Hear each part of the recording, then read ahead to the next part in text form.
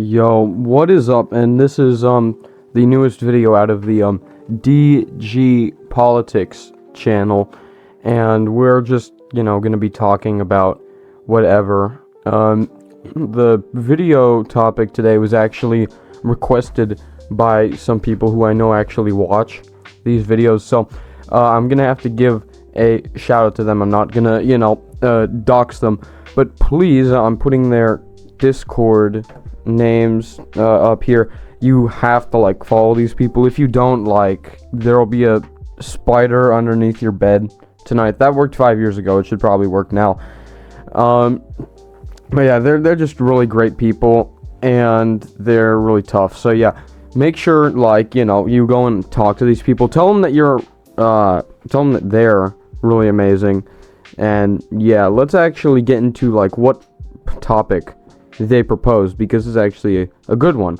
So they actually wanted me to make it about two different things.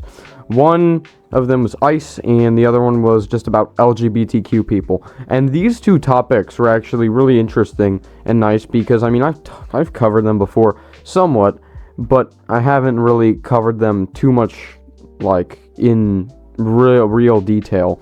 So, let's talk about the one I've talked about, in total the least. LGBTQ people. I am not gay. That shouldn't be a surprise to anyone hearing this. I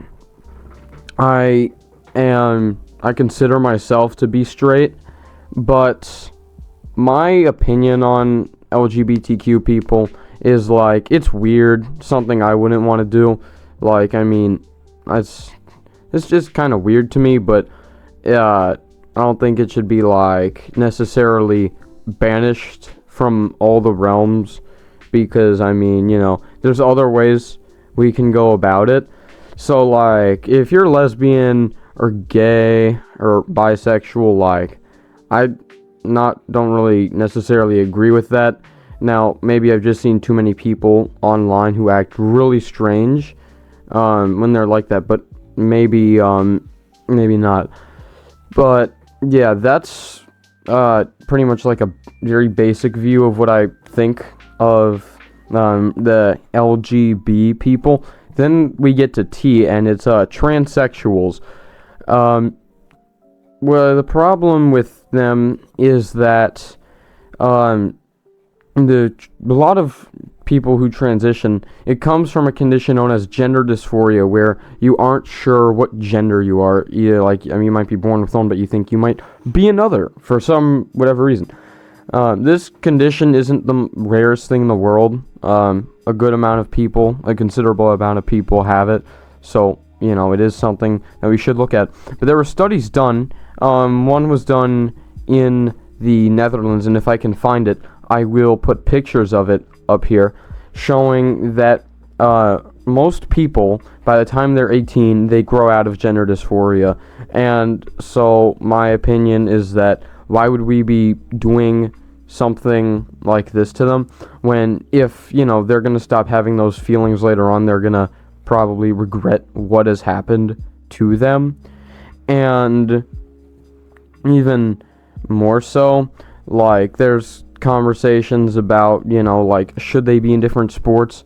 I don't think they should, because that's still a dude. Even if I have a guy and you pump him full of estrogen and you chop his nuts off and you give him implants, that's not gonna get rid of a lot of the genetic stuff a man has born into him. He's still going to outclass any actual female in, say, a fight, or unless there's a very big gap in the strengths, but we're assuming that doesn't exist. Now, we're actually going to, I'm very glad I wasn't the only person who saw this. There was a Canadian person who was talking about protecting MMIW something. If I can find the post, there we go. Okay, so it's MMIW G2S LGBTQIA+. We're going to extend the time of this video by talking about that. Missing, murdered indigenous women. Like, that's kind of oddly specific. I mean, we're just including everyone we want now. It's not even about sexuality. And then there's girls, which is the G. And then the 2S is Two-Spirit.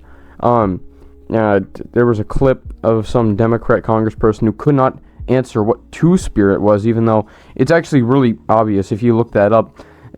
It's literally just like a third gender for it's just a third gender for Native American groups, right? And then after that we have, the standard LGBTQ. 2 Qs though. What do you think the second Q stands for? It stands for questioning, because, yeah.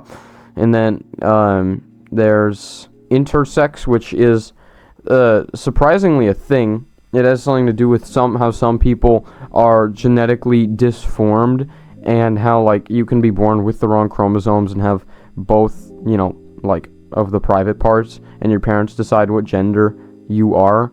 But I mean, to me, I think it's very ironic that they include this in the acronym, like a literal deformity in the same group as, like, transgenders. I think that's kind of funny. And then asexual, I mean, I guess, and then plus to include literally like the 2,000 other genders or sexualities that they're forgetting, because I mean there's a ton of them. Like non-binary, there's trigender, there's a ton of them. They're all just really stupid to me though. And the woman who said this is also really dumb. But anyways, let's move on to the next subject, one that I've talked about before. ICE. ICE is great. ICE is doing a good thing. I mean, like, you can be shocked if you hear me say that, but I mean, it's undeniably true. Okay, let's look at the facts. So, we know that a lot of illegal drivers, in fact, just a lot of foreign drivers are bad. This is a really simple example. In fact, there's been videos of, like, Indian guys in a truck crashing it, or not even crashing it, but killing 3 people by making an illegal U-turn. And when people who are not supposed to be here are deported, traffic congestion goes down. And not only does traffic congestion go down, but at the same time, the amount of accidents happening from that traffic also decreases, because, they're not there. And so, that's just plainly a good thing. Next, ICE is also, deporting people, who, like, commit crimes. And I mean, all of them have committed a crime by crossing the border, but then there's a lot of actually worse people who've done even more stuff. So that's important to mention. And then after that, ICE is deporting people who do, in fact, depress wages of Americans. And there's a big argument about this. People will say that let's explain this part, because this part may actually be a little bit difficult to explain. When you have the amount of people in a nation increase, there's more of them that are looking for work, right? Yeah, all these people want jobs, right? Because, I mean, you need a job to live. And so if all these people want jobs, and, there's a lot more of them, if you can, take a job for much worse, like, conditions, like worse stuff, worse pay, just not as good stuff, just to get the job, then you're gonna do it if you're that desperate, and you'll get actually hired, right? That's how it'll work when there's more people in the country. And so this has been an argument used to say that, foreigners depress the wages, and by depress I mean decrease. Remember that depress is decrease, and they depress the wages, which is how much you get paid, of Native Americans. I mean, not Native Americans, but like Americans who live here, compared to illegal aliens who are not from here. And a lot of people have said that this is a fallacy in economics, where the idea is that illegal immigrants will only increase the supply of people who are able to do the work. But you have to remember that all people have certain needs, right? All people need food, all people need water, all people need shelter, all people need things like this, and they need those things, right? And so let's say you have let's say one guy really wants like safety pins. One person in the entire world wants safety pins. There's going to be almost no one dedicated to making safety pins because almost no one wants them, right? Like, yeah, you can sell it to that one guy, but that's not going to make you a lot of money. But if everyone in the world wanted safety pins, then, you could make a very successful business that makes safety pins, right? And so because of that, what happens here is, because these people who come here, they have needs for food and water and shelter, but the problem is that they don't actually. Oh wait, yeah. The problem is that, according to people who argue against this point, that we actually do not have this issue, because when foreigners come in, they demand food and water and shelter, and because of that, it becomes more profitable, and you're more likely to be successful if you have a business around that, and you can actually expand your business. Like, if it goes from 100 people in the world who want safety pins to 1 million, a business that already existed to make them can expand to fulfill or meet that new demand, right? And so that's their argument for that, but I would have to disagree.